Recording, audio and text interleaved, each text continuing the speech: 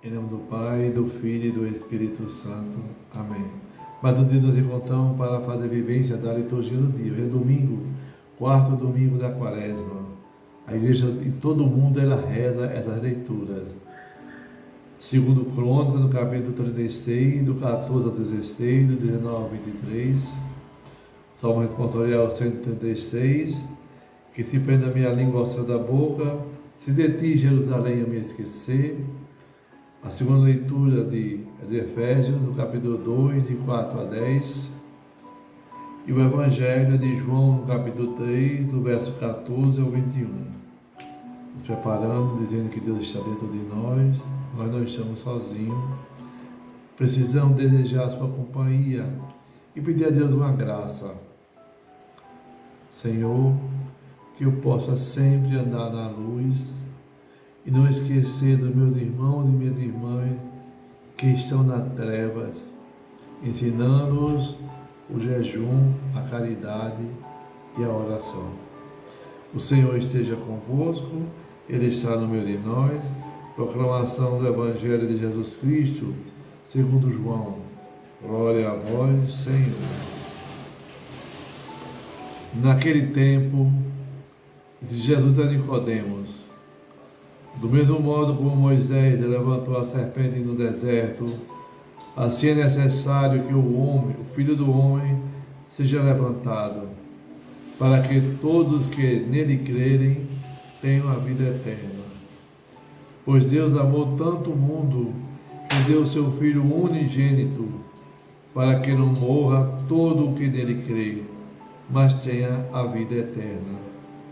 De fato, Deus não enviou o seu Filho ao mundo para condenar o mundo, mas para que o mundo seja salvo por ele. Quem nele crê não é condenado, mas quem não crê já está condenado, porque não acreditou no nome do Filho unigênito. Ora, o julgamento é este: a luz veio ao mundo, mas os homens preferiram as trevas à luz, porque suas ações são más. Quem pratica o mal odeia a luz e não se aproxima da luz, para que suas ações não sejam denunciadas. Mas quem age conforme a verdade aproxima-se da luz, para que se manifeste que suas ações são realizadas em Deus. Palavra da salvação, glória a vós, Senhor. Que a palavra do Santo Evangelho perdoe os nossos pecados. Amém. Mas onde nos encontramos, para fazer bem dessa liturgia, hoje, domingo letare, domingo da alegria, é o quarto domingo da quaresma, e pode aparecer facultativo a cor rósea. Não é Páscoa ainda, mas já se aproxima a Páscoa. Estamos no meio do retiro quaresmal. E hoje a primeira leitura do segundo livro de Crônicas, ela é muito sugestiva para esse período quaresmal. Tanto o primeiro livro de Crônicas como o segundo livro de Crônicas são datados de mais ou menos 400 anos antes de Cristo. E de onde vem a origem desse livro? Já perguntou isso para você? De onde vem a origem? Você sabe, mas eu vou falar aqui agora. Vem do livro de Samuel, o livro de Juízes, o livro de Reis, né? Aqui trata de uma visão diferenciada da volta ao exílio. E a quem atribuiu a autoria desse livro? Foi atribuída a Esdras. Seus leitores sabiam do que ele retirou e acrescentou. Então fica aqui uma leitura alternativa sobre a história de Israel, lendo, vivenciando o livro de Crônicas. O texto de hoje fala da história de Israel nos anos anteriores ao exílio da Babilônia. nós vemos uma denúncia. Que denúncia, diácono? A denúncia das prevaricações, dos excessos, das infidelidades das autoridades de Judá e dos pecados do povo, sobretudo daqueles que defamam o templo. E são inúmeros os pecados dos reis, dos sacerdotes, do povo em geral, especialmente o pecado da idolatria, o pecado das impurezas rituais no templo de Jerusalém. É o fato de não terem escutado a voz dos profetas. Eles não escutaram a voz dos profetas, por isso eles são mandados para o exílio. É um castigo de Deus, diz o profeta, por causa dos pecados de Israel. O incêndio de Jerusalém e a deportação do grande parte do povo para o exílio da Babilônia somente acontece somente depois de décadas que vence o Império Babilônico e existe a possibilidade de retornarem para Jerusalém o povo de Israel. E o rei que vence, ele apoia e patrocina a reconstrução do templo de Jerusalém. Tudo continua pela reconstrução do templo, por meio do perdão de Deus, tudo, né? O livro termina com a esperança do recomeço e da reconstrução do povo de Deus. Diz assim: que o Senhor, seu Deus, esteja com vocês e que Ele se ponha a caminho. Olha que esperança boa, né?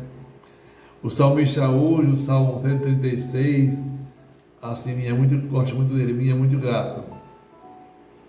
Hoje ele é um salmo convidativo para eu afirmar uma coisa que eu acredito.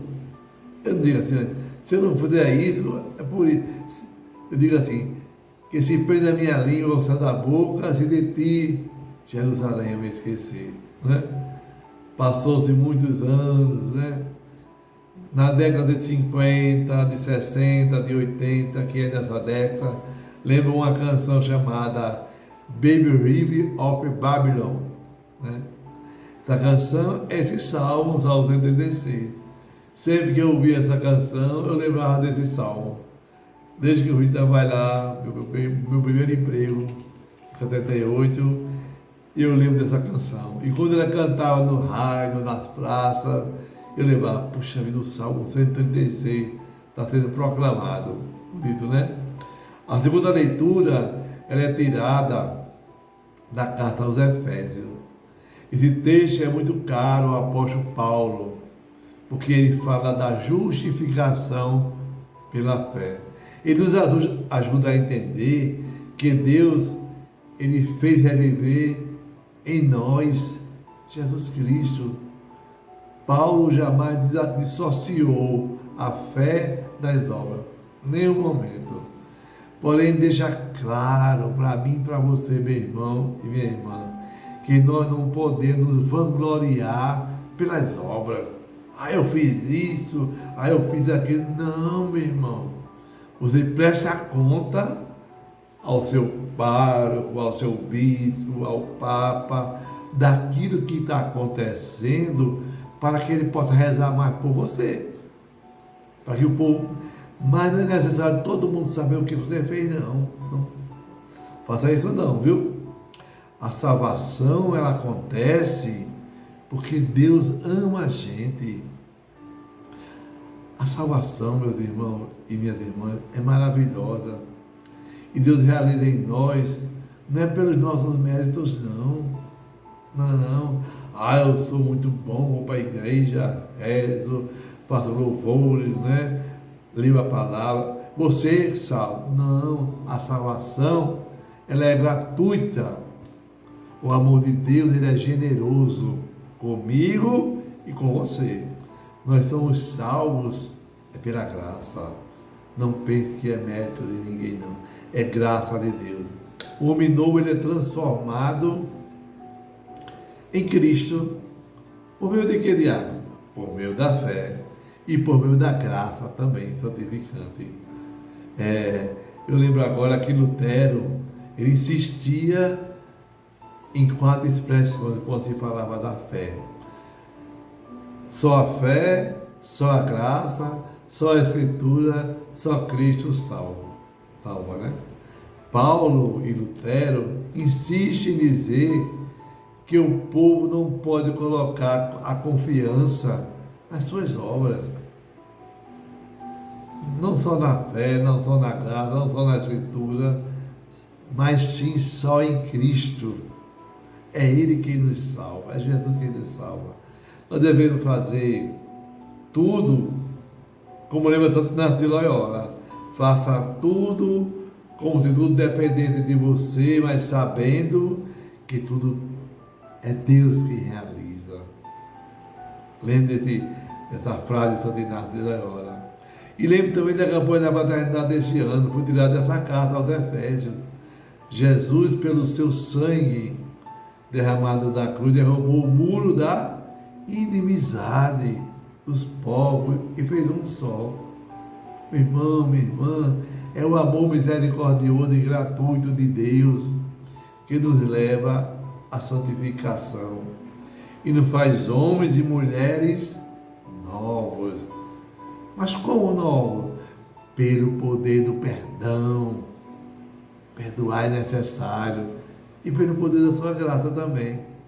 Hoje o Evangelho de João, o capítulo 3, ele faz parte do diálogo de Jesus com Nicodemos. Nicodemos é um homem muito culto. Ele é um líder em Israel e é também um fariseu. Ele procura Jesus. Que dia do dia? À noite, meu filho. Não é de dia não. Ele procura Jesus à noite, na escuridão. Na verdade, aquela escuridão que ele vive e vivia vai se transformar em luz. No final do Evangelho, nós encontramos Nicodemos juntamente com José de Arimateia pedindo permissão a Pilatos para retirar o corpo de quem? De Jesus da cruz e o sepultar. A serpente de bronze levantada naquele varão no deserto, está lá em Números, no capítulo 21, né? Os mordidos de serpente olhava para ela e se curava. A serpente livrava de uma morte repentina. Olha só, olhava e repentinamente ficava curado. Você olhar para a cruz, a imagem do Cristo crucificado, me garante, sabe o quê? A vida eterna. A serpente, ela é temporária. É uma morte repentina, ela é repentina e não vai acontecer. Mas eu olhar para o Cristo crucificado me dá a gratuidade da vida eterna. É por isso que a minha cruz ela não é vazada. Tem um Cristo ali mostrando que por Ele eu serei salvo. Pela minha fé, por tudo que Ele fez por mim e por você. Tá certo? Esse momento é um momento de muita introspecção para nós. E nos textos, João ele faz uma introspecção literária e teológica também, né? De um lado o mundo que não tem fé e do outro lado o mundo que vive nas trevas e odeia a luz, né? Por isso mesmo o mundo será condenado, né? Do outro lado, meus irmãos e minhas irmãs, a parte do mundo que vive na luz, que pratica a verdade, que crê em Jesus Cristo, é essa que será salva e liberta. Jesus crucificado é o sinal vivo do amor misericordioso do Pai. Deus amou todo mundo que deu seu Filho único, olha só, para que o mundo seja salvo por Ele. Aí acontece o julgamento de Deus, né? E como Deus demonstra com a vida que cremos em Jesus Cristo? Como é que Ele demonstra? Amando a luz, praticando a verdade, fazendo as obras de acordo com os planos de Deus. Se você ama a luz, pratica a verdade, faz as obras de acordo com o plano de Deus, você demonstra com a vida que crê em Jesus Cristo. Esse é o lugar, é o julgamento da luz. Ele veio ao mundo, mas o homem não o amou, preferiu as trevas do que a luz. O sinal mais radical é a cruz de Cristo. O inocente foi o que? Condenado. Mas na cruz, meus irmãos e minhas irmãs, ele foi levantado, ele foi elevado e ele foi glorificado. Na cruz está a certeza da vitória, da vida sobre a morte, da graça sobre o pecado, da vitória da luz sobre as trevas. Mas é preciso, meus irmãos e minhas irmãs, é preciso haver uma opção radical pelo Evangelho. Jesus é o Filho enviado por Deus para que todas as pessoas tenham vida. Nicodemo procura Jesus na escuridão da noite. Mas Jesus é todo claro. Mas isso só pode acontecer, meus irmãos e minhas irmãs, pelo escândalo da cruz. O escândalo da cruz, a cruz de Cristo, traz o grande desafio da opção para ele agir em favor da vida plena de cada um de nós que escolhemos esse lado. Quem não escolhe vai para as trevas. Então não viva em esquemas pecaminosos, escusos, dele amor, a negação, meus irmãos e minhas irmãs, da liberdade humana é quando não corresponde a esse amor generoso e gratuito. É por isso que a incredulidade é o pecado por excelência. Se você agir conforme a verdade, para que manifeste suas ações realizadas em Deus, tudo resplandecerá. Crê em Jesus e ama a luz. Quem não crê em Jesus age segundo o que? A mentira. E prefere o que? As trevas. Jesus ele ajuda Nicodemo a dar um passo na sua vida. Ele trafega entre as trevas e a luz. Nossa sociedade também é assim. Busca a luz, mas nós vemos muito apegado, atolado das trevas. Mas Deus é fiel. Deus é fiel para mim e para você. Quando Ele afugenta a presença das trevas e se faz luz no meio de nós. Então peçamos a Deus nesse dia, esse domingo, né? Que o amor do Pai se revele na cruz de Cristo e seja o grande caminho de salvação para todos nós. Que você possa, assim como Nicodemo, não entrar novamente na barriga da sua mãe para nascer de novo, mas pelo seu batismo, você ser essa nova criatura, esse novo homem, essa nova mulher. E essa pessoa que tem esperança no dia a dia de cada um de nós. Então que a graça de Deus te alcance, meu irmão. Que seu domingo seja alegre e feliz. E que vocês tirem desse evangelho uma palavra para que você possa ruminar. Eu deixo a você a palavra luz. Que eu viva na luz e nunca nas trevas. Escolha aquela que mais lhe tocou e reze durante todo o dia, como fala a Santa Inácia de Loyola nos exercícios quaresmais. Que o Senhor te abençoe e te guarde. Que o Senhor volte seu rosto para ti e tenha misericórdia de ti. Que o Senhor volte o seu olhar para ti e te dê a paz. Abençoe o Deus Todo-Poderoso, o Pai, o Filho e o Espírito Santo. Amém. Bom domingo. Paz e bem.